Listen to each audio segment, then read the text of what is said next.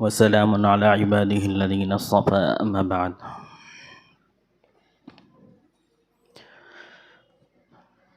أعوذ بالله من الشيطان الرجيم. بسم الله الرحمن الرحيم.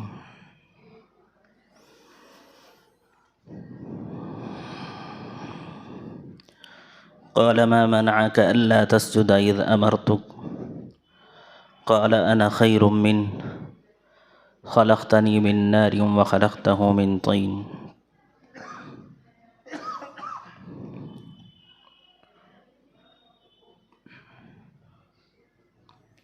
صدق اللہ العظیم.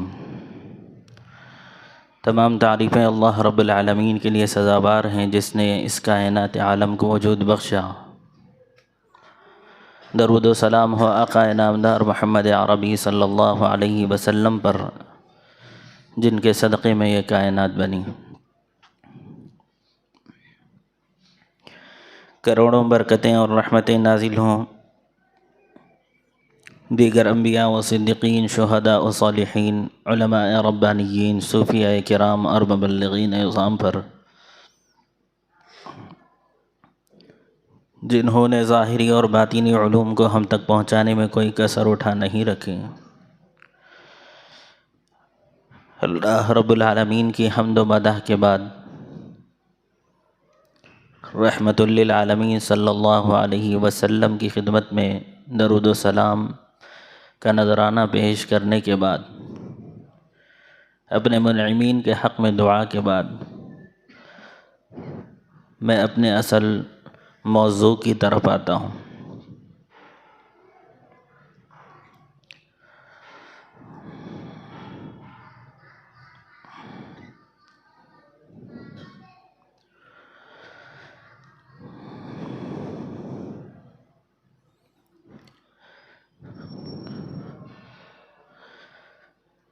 آج ایک ساتھی نماز سے پہلے پوچھ رہے تھے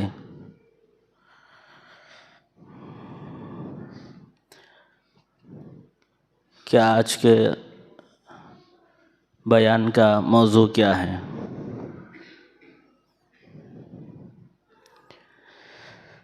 تو میں نے ان سے کہا کہ میں تکبر اور متکبرین کو پکڑ لیا.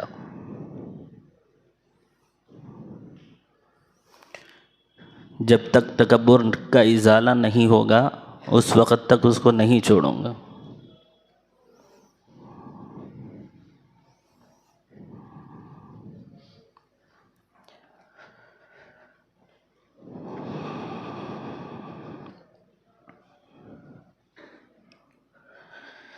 تکبر کی تعریف ہو گئی، تکبر کی حقیقت بیان کر دی گئی، تکبر کے اسباب بیان کر دیے گئے، تکبر کی علامات بھی بیان کر دی گئیں، تکبر کا انجام بھی بیان کر دیا گیا، تکبر کا علاج بھی بیان کر دیا گیا. باقی کیا رہ گیا؟ متکبرین کی داستان باقی رہ گئی.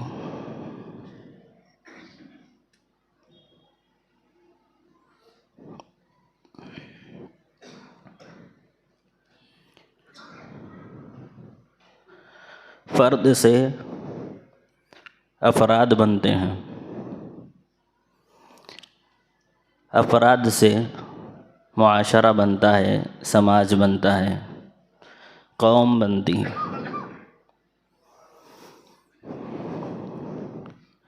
فرد اگر اچھا ہوتا ہے تو افراد بھی اچھے ہوتے ہیں، افراد اگر اچھے ہوں گے تو اقوام بھی اچھی ہوں گی، معاشرہ بھی اچھا ہوگا، سماج بھی اچھا ہوگا. فرد اگر برا ہوگا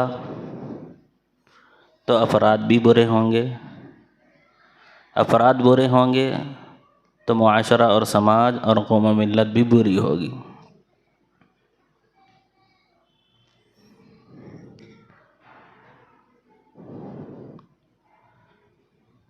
اللہ تعالیٰ نے متنوع قسم کی مخلوقات دنیا کے اندر پیدا فرمائی ہیں. مخلوقات میں اگر غور و فکر کریں تو خلاق عالم کی کرشمہ سازیاں ہم کو نظر آتی ہیں کہ کیسی کیسی مخلوقات اللہ تعالیٰ نے پیدا کی ہیں، ہزاروں عالم اللہ نے بنائے ہیں۔ ان مخلوقات میں سے بعض مخلوقات بہت ہی زیادہ عجیب و غریب مخلوق ہیں۔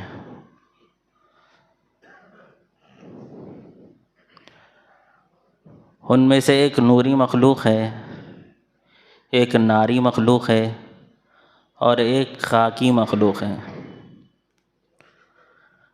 نوری مخلوق میں ملائکہ آتے ہیں، ناری مخلوق میں جنات اور شیاطین آتے ہیں، خاکی مخلوق میں حضرت انسان آتا ہے۔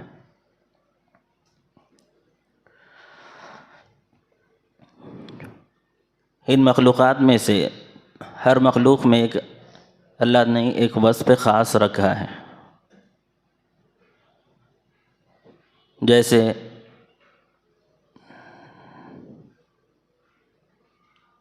ملائکہ ہیں تو اللہ نے ان کے اندر خیر ہی خیر رکھا ہے، شر کیا چیز ہے اس کو جانتے نہیں ہیں، معصیت کیا ہے ان کو معلوم نہیں ہے۔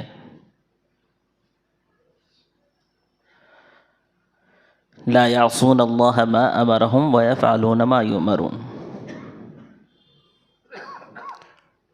سورج جیسے پابندی کے ساتھ نکلتا ہے، چاند جیسے پابندی کے ساتھ نکلتا ہے، ستارے اور سیارے جیسے پابندی کے ساتھ نکلتے ہیں، چھٹی نہیں لیتے، رخصت نہیں لیتے، ایسے ہی ملائکہ کو بھی اللہ تعالیٰ نے مختلف کام سونپ کر رکھے ہوئے ہیں، ڈیوٹی لگا کر رکھی ہوئی ہے۔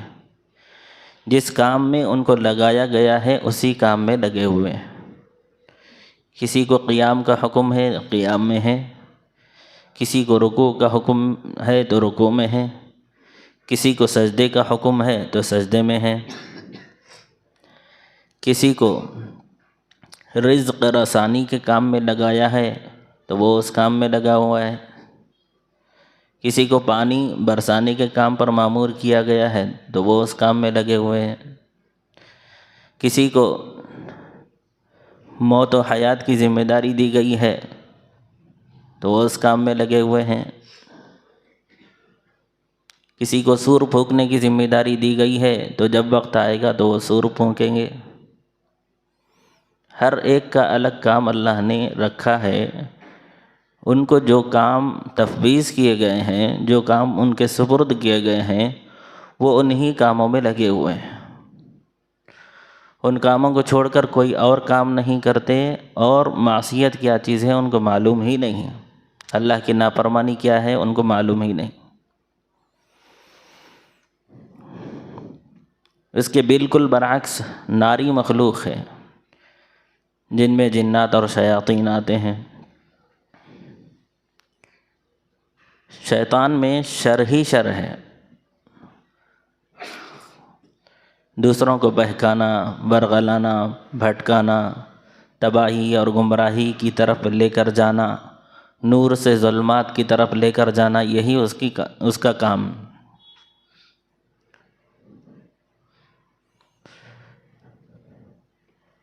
انسان واحد ایسی مخلوق ہے جس کو اللہ نے خیر اور شر کا مجموعہ بنایا ہے۔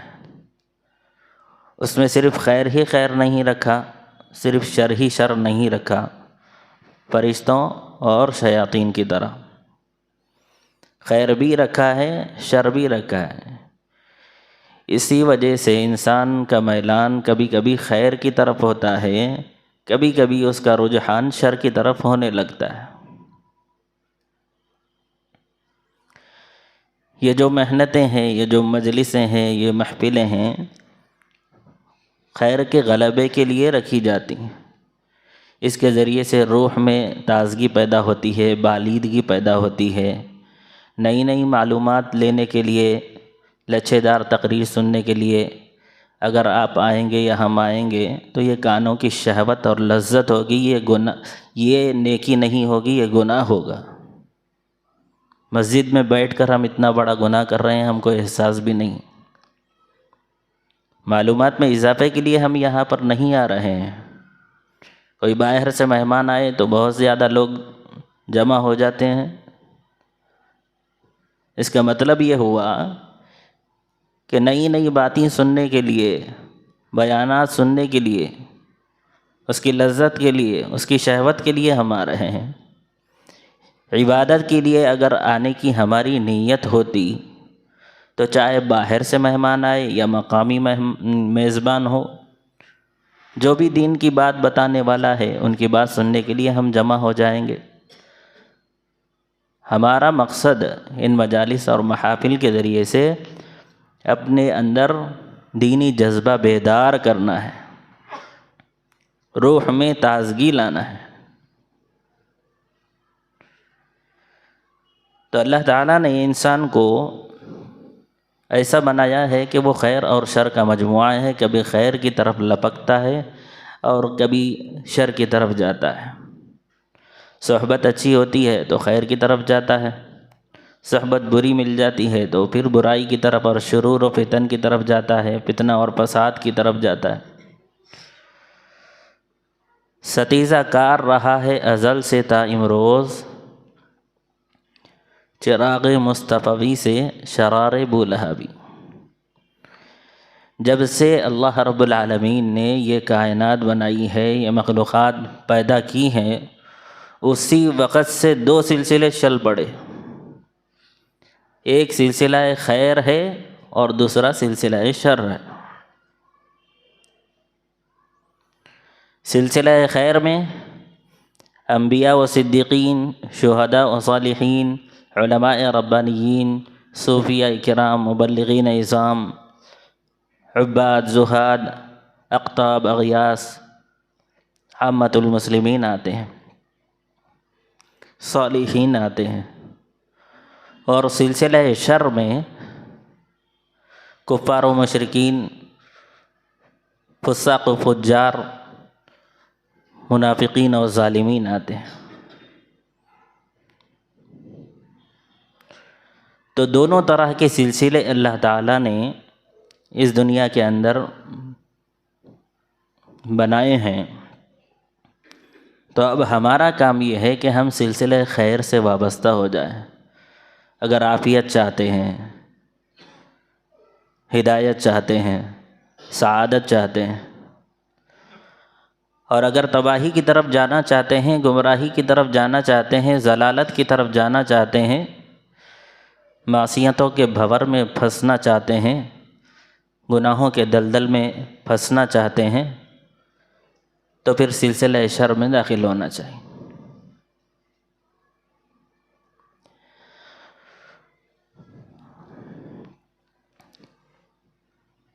یہ جو متکبرین ہیں ان کا تعلق کس سے ہے، یہ بات اصل میں بتانا چاہتا تھا، اس کے لیے یہ تمہید میں نے باندھی۔ متکبرین کا تعلق سلسلہ خیر سے نہیں ہے، متکبرین کا تعلق سلسلہ شر سے ہے، سر فہرست ان کا نام اس میں آتا ہے۔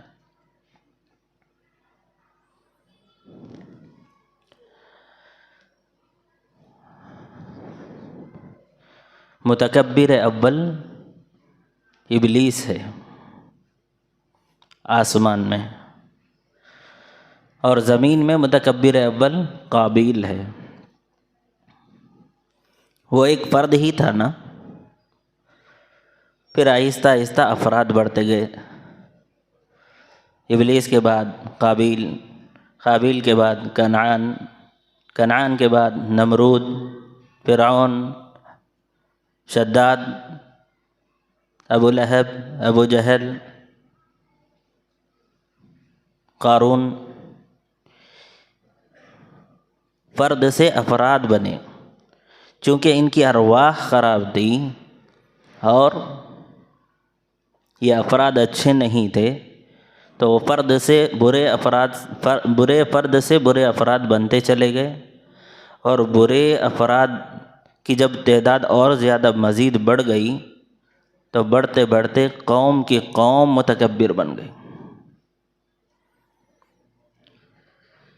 تو ماضی کا مطالعہ کر کے دیکھیے، آپ جائزہ لے کے دیکھیے، انفرادی متکبرین بھی آپ کو ملیں گے اور اجتماعی متکبرین بھی آپ کو ملیں گے۔ انفرادی متکبرین ہی کی وجہ سے اجتماعی متکبرین کی جماعت پیدا ہوئی۔ ابلیس تھا، قابیل تھا، نمرود، حامان، شداد، فرعون، ابو لہب، ابو جہل، یہ سب افراد تھے۔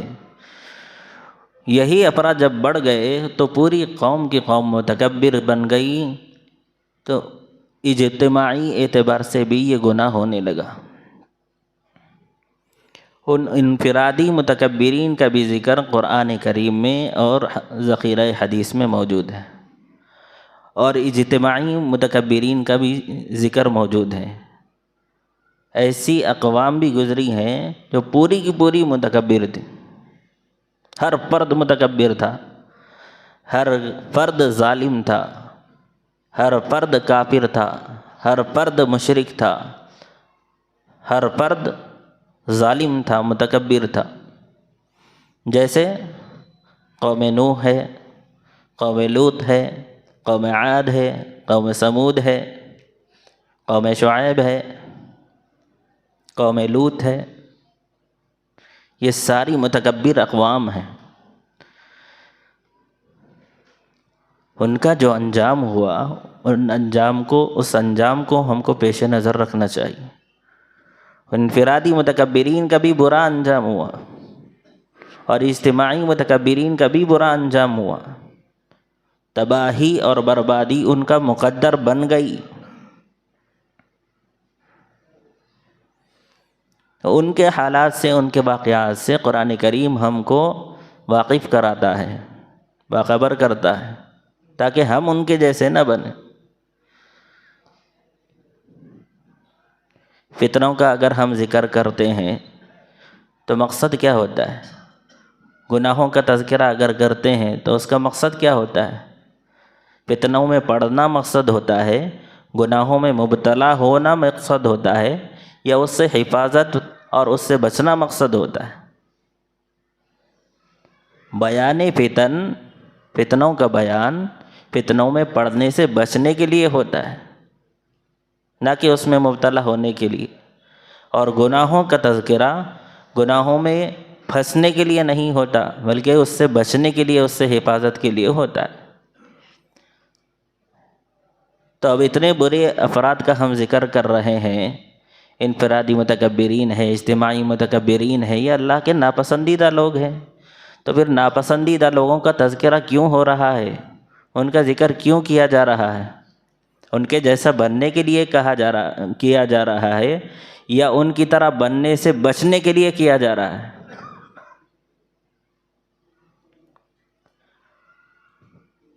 ان کے انجام پر، ان کے عذاب پر، ان کے عقاب پر اللہ تعالیٰ کا قہر ان پر کیسے برسا، کیسے ٹوٹ پڑا، کیسے قوم کی قوم تباہ اور برباد ہو گئی، اس کو بیان کرنا اس لیے ہوتا ہے کہ ہم میں سے کوئی بھی فرد ان کے جیسا نہ بنے۔ ایک بھی فرد ہم میں سے ان جیسا بن جائے گا تو پھر اسی ایک فرد کے ذریعے سے کئی افراد بن جائیں گے، پھر انہی کئی افراد کے ذریعے سے پوری قوم متکبر بن جائے گی، سرکش بن جائے گی۔ تو پورے معاشرے کو اور پورے سماج کو اس گندگی سے اور اس بری رذیل صفت سے بچانے کے لیے اس کا ذکر ہو رہا ہے۔ معلومات میں اضافے کے لیے اللہ تعالیٰ نے یہ واقعات قرآن حکیم میں نہیں بیان کیے ہیں، اور نبی کریم صلی اللہ علیہ وسلم نے نئی نئی باتیں بیان کرنے کے لیے یہ سب واقعات بیان نہیں کیے ہیں، بلکہ ان کو بیان کرنے کا واحد مقصد عبرت حاصل کرنا ہے اور نصیحت حاصل کرنا ہے۔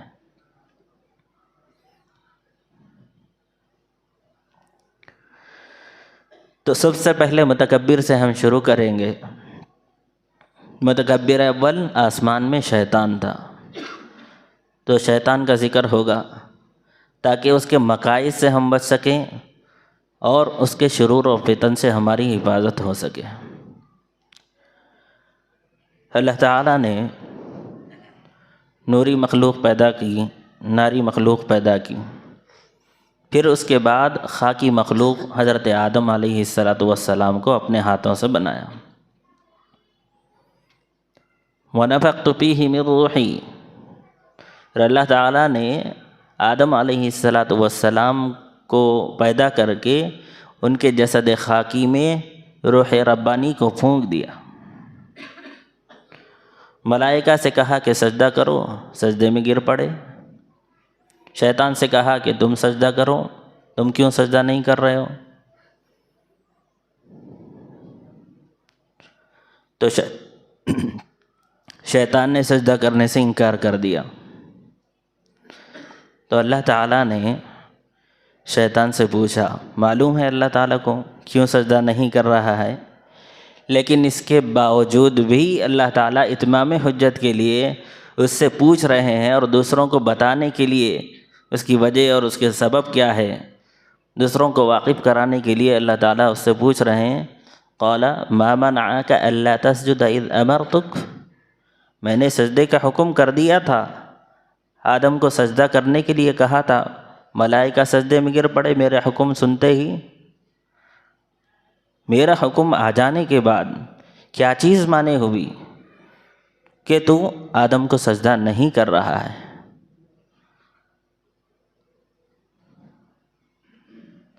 شیطان نے کہا، قال انا خیر من، میں آدم سے بہتر ہوں، آدم سے افضل ہوں۔ آگے دلیل بھی بیان کی کیوں افضل ہوں۔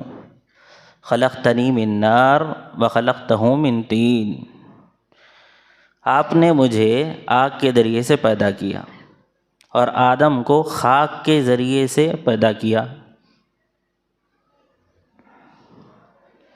آگ بلندی مائل ہوتی ہے اور خاک پستی مائل ہوتی ہے، نیچے بھی بھڑکائی جاتی ہے تو اس کے شعلے اوپر آسمان کی طرف بھڑکتے ہیں، اور خاک کو اوپر بھی گولا بنا کر اچھالا جائے تو وہ نیچے کی طرف آ گرتی ہے۔ تو دلیل اس کی صحیح تھی یا غلط تھی؟ اس کی عقل کے حساب سے، اس کی سوچ کے حساب سے، اس کے علم کے حساب سے وہ دلیل صحیح تھی۔ اور اس نے کہا، لیکن دعویٰ اس کا صحیح نہیں تھا، انا خیر من، میں اس سے بہتر ہوں۔ اگر اس جسد خاکی کے اندر روح ربانی نہیں ہوتی تو اس کے بعد ٹھیک ہو سکتی تھی۔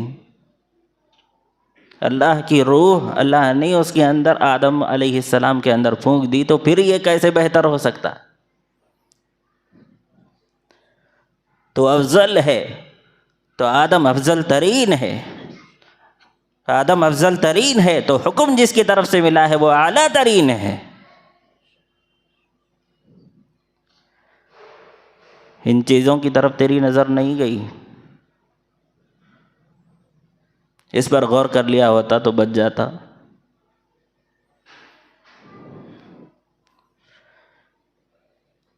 ابا واستکبر وکان من الکافرین، انکار کیا، متکبر بنا، کافروں میں سے ہو گیا۔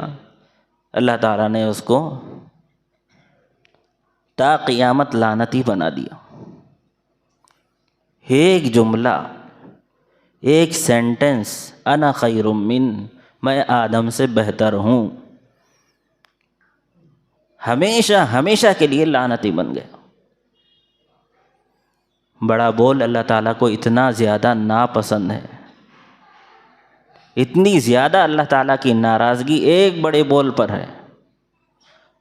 تو وہ لوگ غور کریں جو زندگی بھر تکبر میں مبتلا ہیں، متکبر بنے ہوئے ہیں، اور بڑا فقر محسوس کر رہے ہیں، اترا رہے ہیں، غرور اور فقر میں مبتلا ہیں، اور بہت اچھی صفت سمجھ رہے ہیں اس کو۔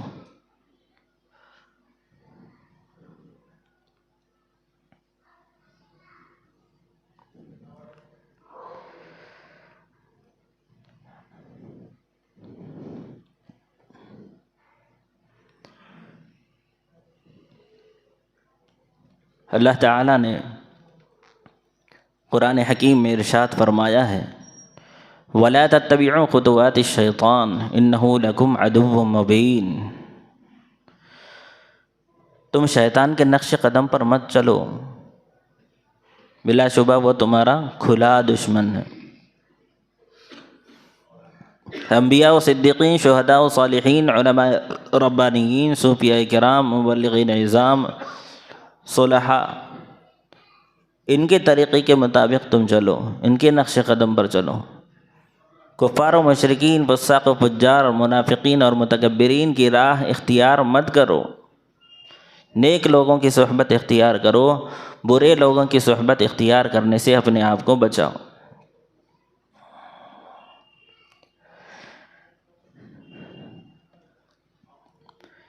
ایک مرتبہ حضرت ابو بکر صدیق رضی اللہ عنہ رسول اللہ صلی اللہ علیہ وسلم کے پاس آئے۔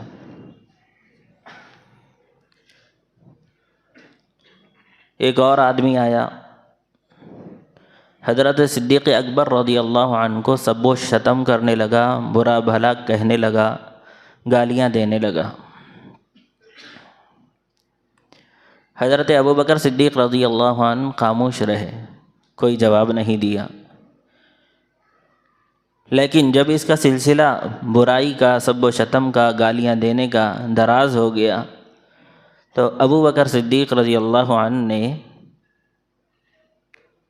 اس کو جواب دیا۔ تو حضور اقدس صلی اللہ علیہ وسلم جواب دیتے ہی اٹھ کر چلے گئے، فوراً بھاگے۔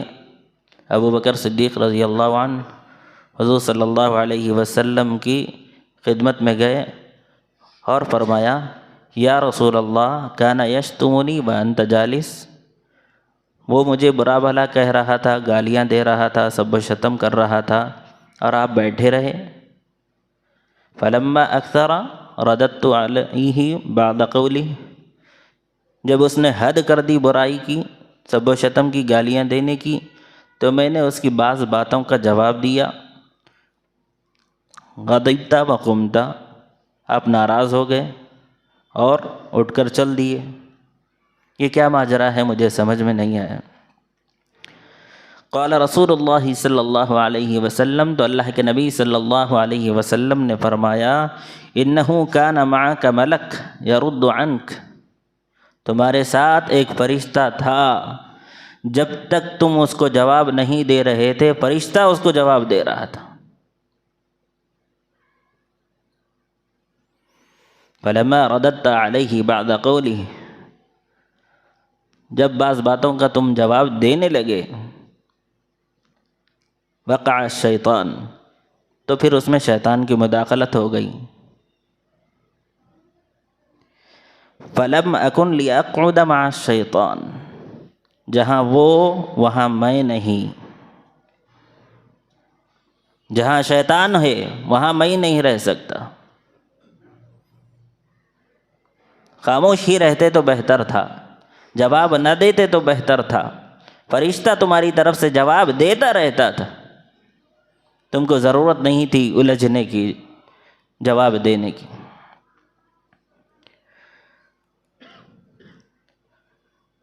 بہت سارے لوگوں کا سابقہ ہوتا ہے، لڑائی جھگڑا ہوتا رہتا ہے، آپے سے باہر ہو جاتے ہیں، غصے میں آ جاتے ہیں، گالیاں بکنے لگتے ہیں۔ یہ تکبر کی وجہ سے ہی ہوتا ہے۔ ایسے موقع پر آدمی کو حلم سے کام لینا چاہیے، بردباری سے کام لینا چاہیے، جواب نہیں دینا چاہیے، کیونکہ ہم کو شیطان کی ہم نشینی نہیں چاہیے، ہم کو رسول اللہ صلی اللہ علیہ وسلم کی معیت چاہیے اور جواب ملک چاہیے، فرشتے کا جواب چاہیے۔ ہم کو جواب دے لیتے بیٹھنے کی ضرورت نہیں، فرشتہ جواب دیتا رہے گا۔ سوشل میڈیا پر، پرنٹ میڈیا پر، الیکٹرانک میڈیا پر دیکھ لیجئے، فالتو کاموں میں لوگ لگے ہوئے ہوتے ہیں۔ ایک طرف سے کوئی کچھ بولتا ہے تو دوسری طرف سے کوئی اس کا جواب دیتا ہوا بیٹھتا ہے۔ کیا ضرورت ہے ان سب کاموں کے کرنے کی؟ شیطان کی مداخلت آ جاتی ہے تو پھر اللہ کی طرف سے جواب نہیں دیا جاتا، ان جانب اللہ کوئی جواب نہیں آتا، اسی میں انسان الجھ کر رہ جاتا ہے۔ اسی میں پھنس کر رہ جاتا ہے۔ اس کا مطلب یہ نہیں ہے کہ حضرت صدیق اکبر رضی اللہ عنہ کو غصہ نہیں آتا تھا، غصہ تو آتا تھا ان کو، لیکن ذاتی معاملہ ہوتا تھا تو بردباری سے کام لیتے تھے، عفو درگزر سے کام لیتے تھے، حلم سے کام لیتے تھے، لیکن شرعی مسئلہ آ جاتا تو پھر غصے کو روکتے نہیں تھے۔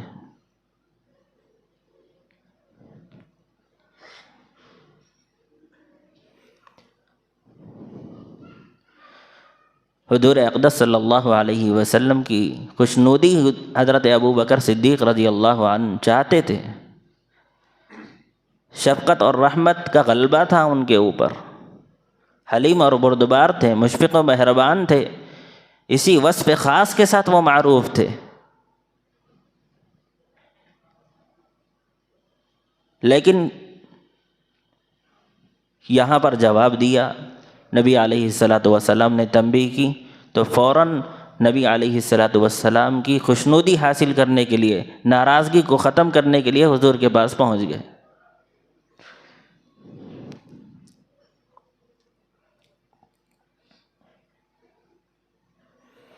پھر حضور صلی اللہ علیہ وسلم نے صدیق اکبر رضی اللہ عنہ سے فرمایا کہ 3 باتیں برحق ہیں، آج سن لو اس کو۔ پہلی بات یہ ہے کہ جس شخص پر ظلم کیا جاتا ہے، زیادتی کی جاتی ہے، تشدد کیا جاتا ہے، وہ صرف اور صرف اللہ کی رضامندی اور خوشنودی کے لیے جواب نہیں دیتا، حلم اور بردباری سے کام لیتے ہوئے ترک انتقام سے کام لیتا ہے، تو پھر ایسے شخص کا معین اور مددگار اللہ ہو جاتا ہے۔ اور دوسری بات یہ ہے کہ جو صلہ رحمی کرتا ہے، سخاوت کا دروازہ کھول دیتا ہے اپنے رشتہ داروں کے لیے، اپنے عزیزوں کے لیے، اپنے قریب لوگوں کے لیے، تو اللہ تعالیٰ اس کے مال میں برکت عطا فرما دیتے ہیں۔ برکت کیسے ہوتی ہے؟ برکت میں کثرت ہونا ضروری نہیں ہوتا، زیادہ دولت ہونا ضروری نہیں ہوتا۔ میں خود اس کی زندہ مثال ہوں۔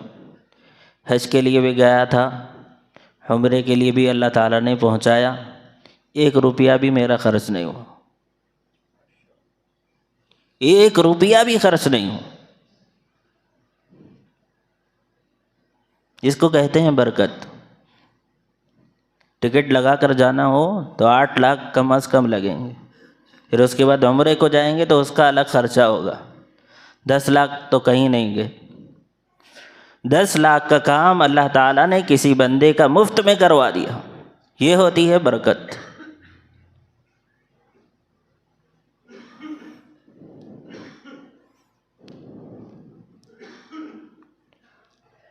ایک لاکھ میں کام ہونے والا 50 میں ہو جاتا ہے، 50,000 میں کام ہونے والا 25,000 میں ہو جاتا ہے۔ فضول خرچی سے اور اسراف سے اللہ تعالیٰ بچا لیتے ہیں، اس طرح برکت ہوتی ہے۔ رزق کریم اللہ تعالیٰ کی طرف سے آنے لگتا ہے۔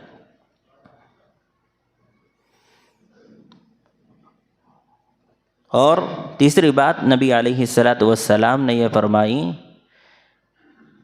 کہ جو کثرت کا طالب ہوتا ہے، دولت میں حرص کی وجہ سے، طمع کی وجہ سے، لالچ کی وجہ سے، تو اللہ تعالیٰ اس کو کثرت تو دے دیتے ہیں لیکن اس سے برکت اٹھا لیتے ہیں۔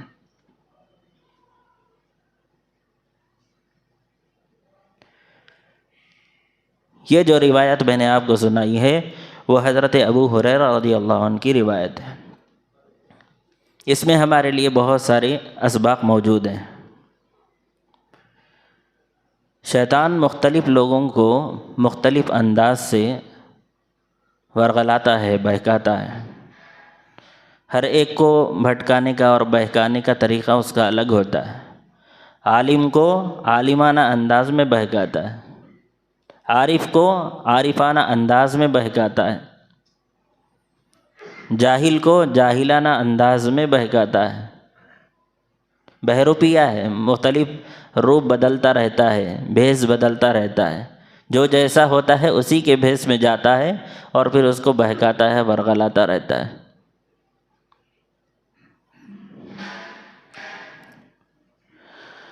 حضور اکرم صلی اللہ علیہ وسلم کے زمانے میں ایک صحابی راستے سے گزر رہے تھے، ابو بکر صدیق رضی اللہ عنہ کے سامنے سے گزرے، روتے ہوئے جا رہے تھے۔ حضرت ابو بکر صدیق رضی اللہ عنہ نے ان کو پکڑا اور پوچھا کہ کیوں رو رہے ہو، کیا بات ہے؟ تو انہوں نے کہا، ان صحابی کا نام حنظلہ ہے، نافق حنظلہ یا ابا بکر، اے ابو بکر حنظلہ تو منافق ہو گیا، حنظلہ تو منافق ہو گیا، حنظلہ تو منافق ہو گیا۔ روتے جا رہے ہیں اور کہتے جا رہے ہیں نافق حنظلہ، نافق حنظلہ۔ تو حضرت ابو بکر صدیق رضی اللہ عنہ نے ان کی دلجوئی کے لیے ان سے کہا کہ بات کیا ہے، ماجرا کیا ہے، وہ تو سناؤ، کیسے اپنے آپ کو منافق کہہ رہے ہو؟ تو انہوں نے کہا کہ جب ہم حضور اقدس صلی اللہ علیہ وسلم کی مجلس میں ہوتے ہیں، وحی کو نازل ہوتا ہوا دیکھتے ہیں، اترتا ہوا دیکھتے ہیں، نبی اکرم صلی اللہ علیہ وسلم سے قرآن کریم کی تلاوت سنتے ہیں، آپ کے فرامین اور ارشادات کو سنتے ہیں، جنت کا تذکرہ سنتے ہیں، دوزخ کا تذکرہ سنتے ہیں، تو ایسے لگتا ہے جیسے ہم اپنی نگاہوں سے جنت اور دوزخ کا نظارہ کر رہے ہیں، آخرت کا غلبہ ہو جاتا ہے۔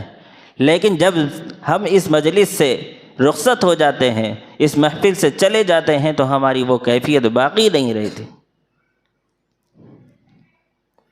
صدیق اکبر رضی اللہ عنہ نے فرمایا کہ ہمارا بھی وہی معاملہ ہے، چلو ہم اپنا یہ حال نبی کریم صلی اللہ علیہ وسلم کی خدمت میں پیش کرتے ہیں، دیکھتے ہیں وہ ہم کو کیا علاج بتاتے ہیں۔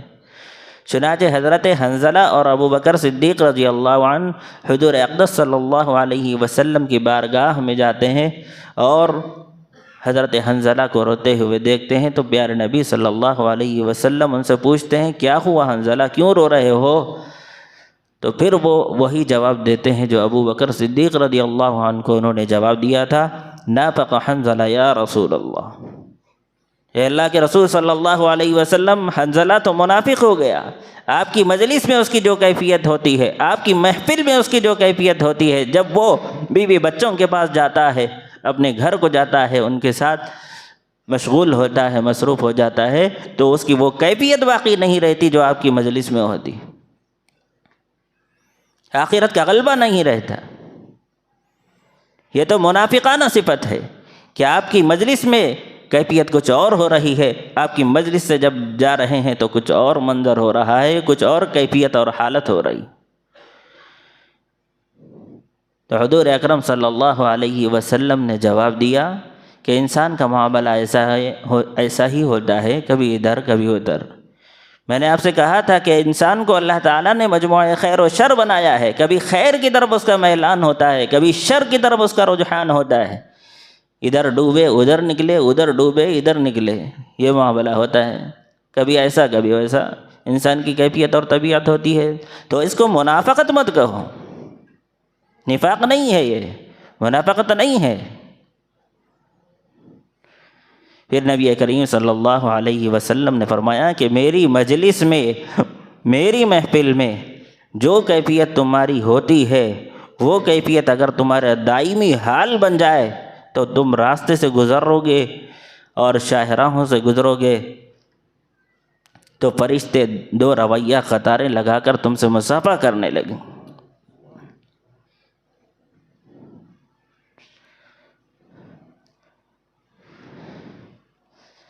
حقوق اللہ کے ساتھ ہم کو حقوق العباد بھی ادا کرنا ہے۔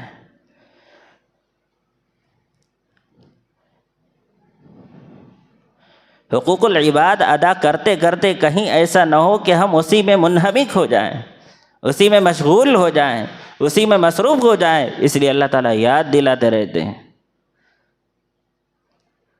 تاکہ بالکل فکر ختم نہ ہو جائے، جذبہ ختم نہ ہو جائے، بیداری باقی رہے، روح باقی رہے، دوبارہ وہ کیفیت اور حالت عود کرائے۔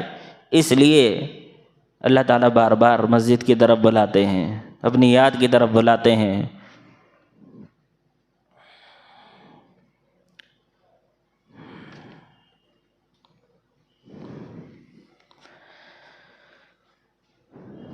تو جیسے اس صحابی کی کیفیت ہو رہی تھی کہ وہ اپنے آپ کو منافق سمجھ رہے تھے، نافق حنظلہ کہتے ہوئے جا رہے تھے، بازار میں راستوں سے گزر رہے تھے کہ میں حنظلہ تو منافق ہو گیا، حنظلہ تو منافق ہو گیا۔ تو اس طرح انسان کو خیالات آتے رہتے ہیں۔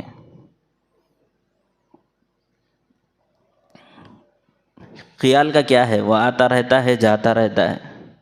جیسے خیال جاری ہوتا ہے، آتا رہتا ہے اور جاتا رہتا ہے، ایسے ہی حال بھی ساری ہوتا ہے، آتا رہتا ہے، جاتا رہتا ہے۔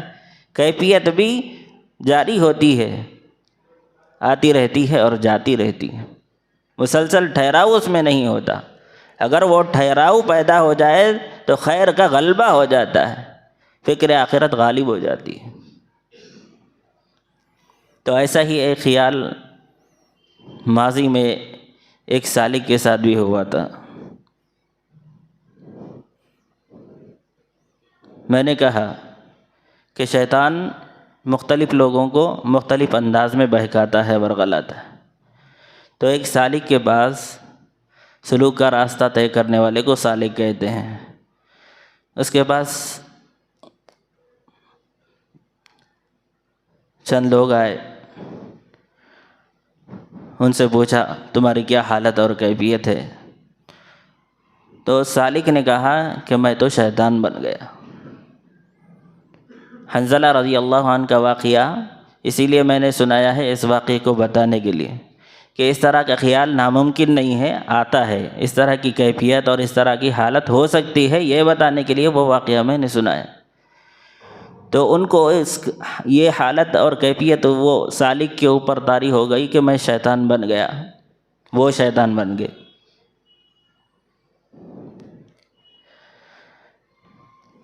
بہت سارے بزرگوں نے علاج بتایا کہ تم شیطان نہیں بنے،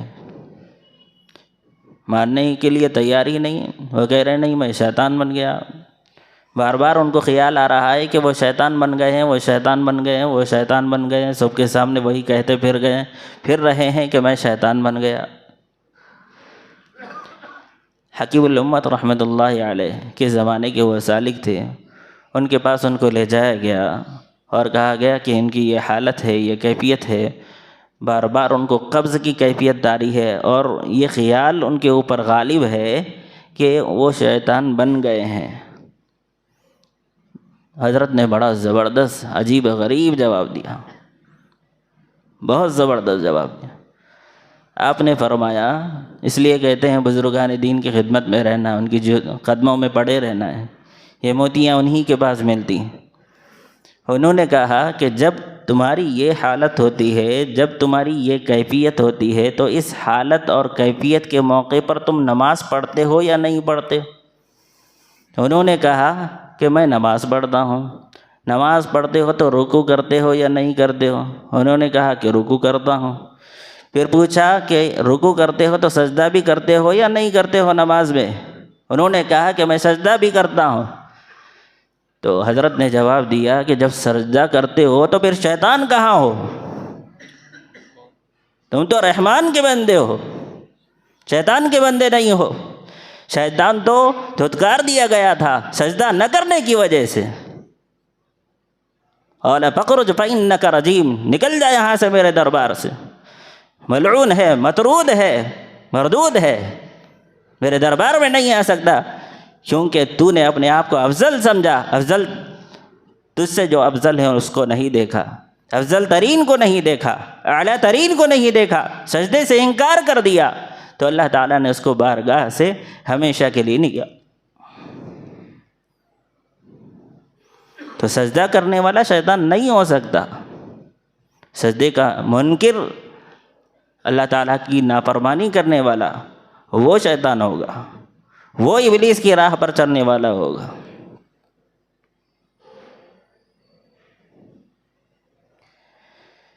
انسان کے تین قسم کے دشمن ہوتے ہیں۔ ایک دشمن انسانی ہوتا ہے، آدمی ہی ہے، وبال آدمی، انسان ہی انسان کا دشمن ہوتا ہے۔ جب انسان دشمن بن جاتا ہے تو سانپ کو بھی پیچھے چھوڑ دیتا ہے، بچھو کو بھی پیچھے چھوڑ دیتا ہے، شیطان کو اور ابلیس کو بھی پیچھے چھوڑ دیتا ہے۔ حیوانیت اتنی غالب ہو جاتی ہے کہ شیطان اس کو دیکھ کر مسکراتا ہے، یہ تو مجھ سے بھی آگے بڑھ گیا۔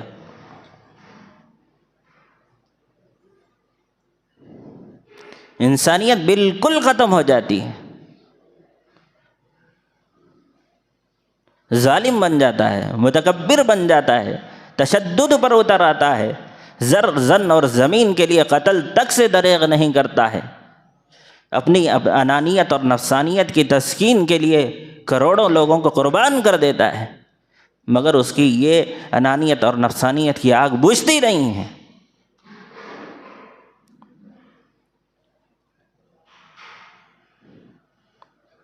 تو انسان کا خود انسان دشمن ہوتا ہے کبھی، اور دوسرا دشمن شیطان ہے، جس کے بارے میں اللہ تعالیٰ نے فرمایا ان الشیطان للانسان عدو مبین، بے شک شیطان انسان کا کھلا دشمن ہے۔ عجیب و غریب بات یہ ہے کہ دشمن کھلا ہے لیکن رہتا چھپا ہے، کھلا دشمن رہے لیکن چھپا ہوا رہتا ہے، نظر بھی نہیں آتا۔ نظر آنے والا دشمن ہے تو دو نے مارا تو ایک ہم تو مار سکتے ہیں،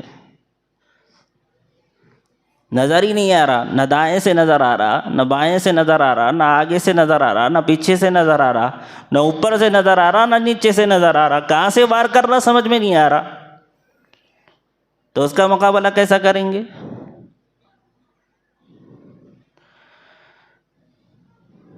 اور تیسرا دشمن شیطان سے بھی بڑا ہے، 70 شیطانوں کے برابر ہے، اور وہ دشمن کون ہے؟ نفس۔ ان النفس لامارۃ بالسوء، وقت کے نبی یوسف علیہ السلام کہہ رہے ہیں کہ نفس برائیوں کا بہت زیادہ حکم کرنے والا ہے۔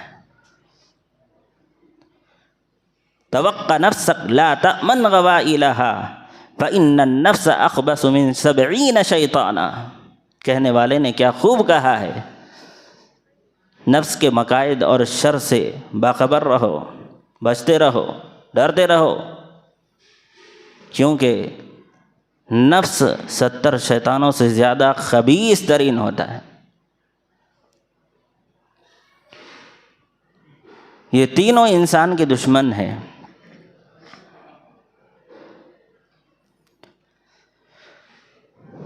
پہلا دشمن انسان، اس کا مقابلہ کیسے ہونا چاہیے؟ اس کے دو طریقے ہیں۔ ایک طریقہ یہ ہے کہ نرمی سے معاملہ رفع دفع کر دیا جائے،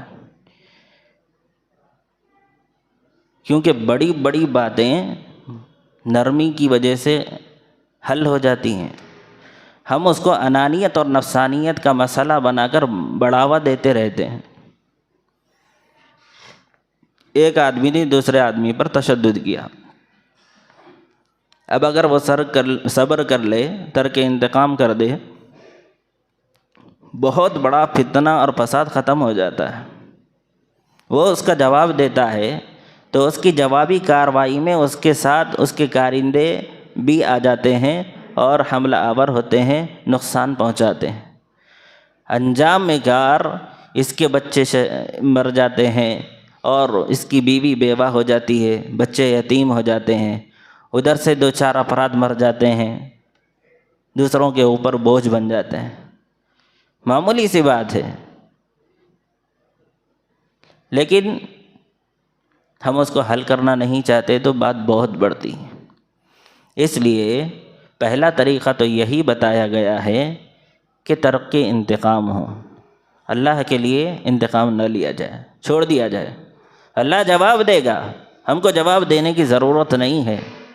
صبر سے کام لیں، تحمل سے کام لیں، بردباری سے کام لیں۔ نبی اکرم صلی اللہ علیہ وسلم کے حالات کو، ان کی سیرت کو سامنے رکھیں کہ کتنی مرتبہ اس طرح کے حالات ان پر اور ان کے صحابہ پر آئے۔ مکی زندگی میں انہوں نے صبر سے کام لیا، ترک انتقام سے کام لیا۔ لیکن جب ظلم کیا جاتا ہے تو ظلم کو برداشت بھی تو کرنا نہیں ہے۔ پانی سر سے اونچا ہو گیا، ظلم کی حد ہو گئی، تو اب ایسی صورتحال میں ترک انتقام سے تو کام نہیں چلے گا، صبر سے تو کام نہیں چلے گا۔ تو ایسے موقع کے لیے مدنی زندگی ہمارے لیے آئیڈیل ہے، نمونہ ہے۔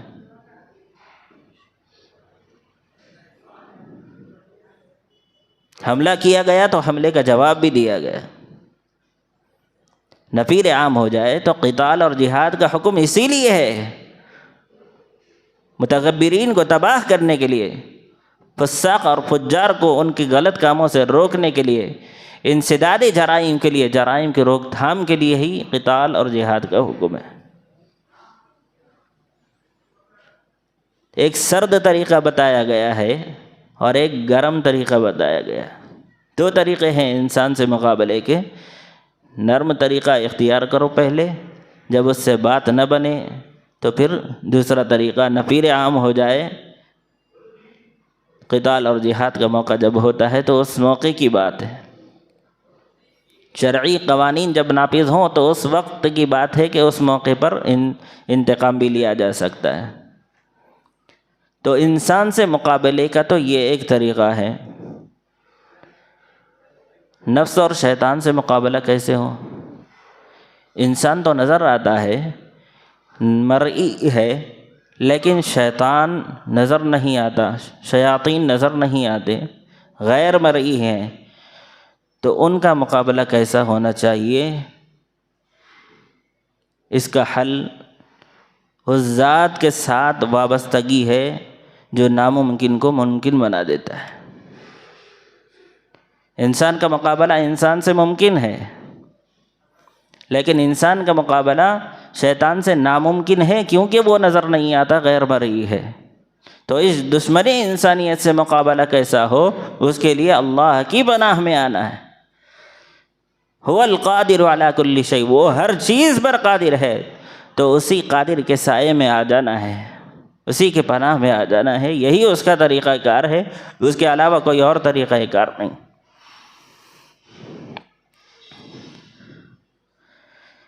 تعوذ پڑھ لینا چاہیے، اور یہ کلمات بھی آپ کہہ سکتے ہیں اللہ کی پناہ میں آنے کے لیے۔